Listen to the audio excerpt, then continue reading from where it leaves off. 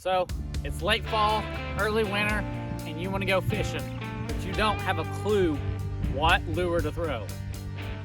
That is where the blade bait comes in. These blade baits make one of the best late fall and wintertime fishing lures, and you're about to find out why.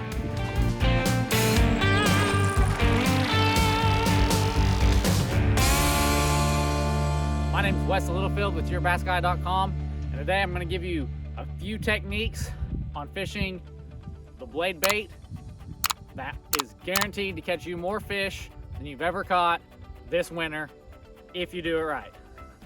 Let's get started. So first of all, if you don't know what a blade bait is, it's this. It's just a chunk of metal, and it's got a heavier head than the back. Sometimes they've got treble hooks like this one, and sometimes they've just got a double hook here like it is on the front.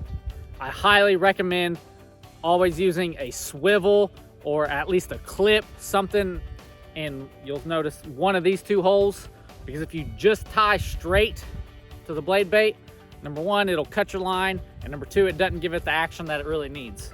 So now that we got that out of the way, there's really a few ways to fish a blade bait, and that is casting it out. And I like to cast towards cover, as close to cover as I can get. And I'm gonna cast it out and I'm gonna let it sink. Like I said, this is a heavy lure, so it's gonna sink all the way to the bottom. And I'm gonna pull up my slack a little bit, and I'm just gonna twitch it just a little bit and let it sink back down to the bottom. I'm gonna twitch it again, and then let it sink back down. Not at all dragging it on the bottom like this. That's not what it's designed for. The way it should look is it should pop off the bottom and then flutter back down really quick. So just a few quick pops, and then let it sink back down, reel up your slack, and do it again. Now remember, this is a cold water presentation, so we're not gonna be just doing this really fast. Typically, the slower, the less you move that lure, the better. So it might take you, 4 minutes to get one cast back in if you make a long cast. Now, I don't recommend making long casts. I actually recommend making shorter casts. So you can see this brush pile out here, and you can flip out to it, get real close, let it sink.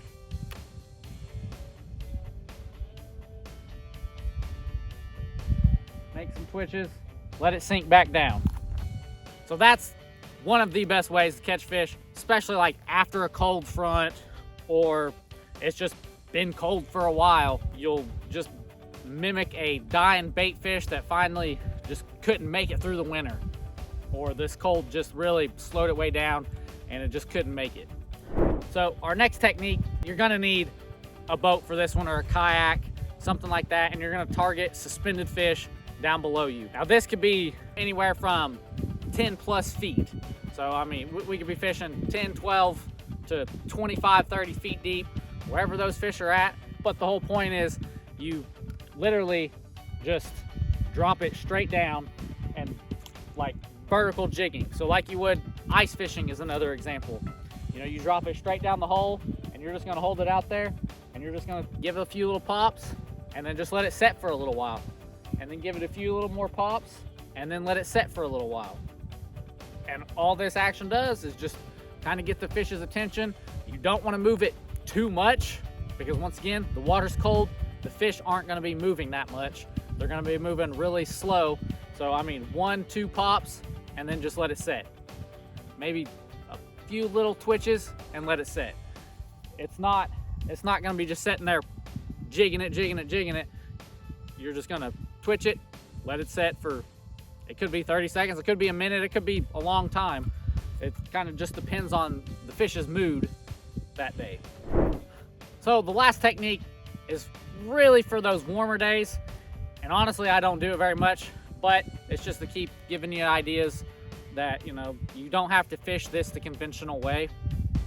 Most guys aren't going to cast it out and reel it back, but if you hit a warm streak in the fall, or the late fall, the late winter, whatever, you might just fish it back and speed up your retrieve a little bit. Add a few of those pops, and then just keep a slow, steady retrieve. That's where I like a lower gear ratio. This one is 5:2 to 1. You know, anything 5 to 1 is gonna be great. I don't want that high-speed reel, especially on this technique, because I'm just gonna be reeling it too fast. So remember, you're fishing cold water, slow down. You'll be in better shape if you just remember to slow down in the cold water. 2 important things to remember about blade baits. Number 1, it's a bottom lure. So you're gonna fish it when the bass are on the bottom. When the water's cold, they tend to go to the bottom. They hang out near the bottom if they're suspended. So that leads me to my second point. Use fluorocarbon. It sinks, it helps your lure act a little bit better, and it's just all around better for this presentation. Now, if you don't have fluorocarbon or if it's too expensive, you can get away with monofilament or braid, but fluorocarbon works better. I would prefer to run a liter in fluorocarbon because I just don't like dealing with a bunch of fluorocarbon, but I've got this ball rigged up to where it's all fluoro, and that's why I actually don't like it. It's because I've been fishing with it straight fluoro. So if you can run a liter, make it 3-4 foot long and fish with that, you'll be a lot better off.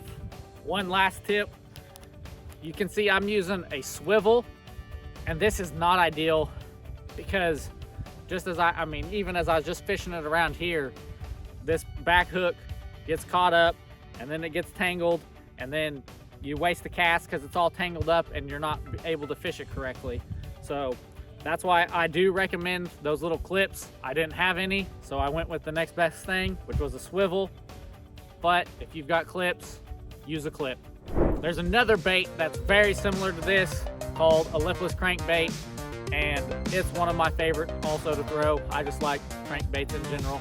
But if you want to learn how to fish a lipless crankbait, there's a video down below me that's absolutely worth checking out. But I just want to thank you guys for watching, and don't forget to subscribe if this helped you out. There's a lot more content that I've got pumping out. Please subscribe, I really appreciate it. Otherwise, I want you to always remember that education is important, but fishing is essential.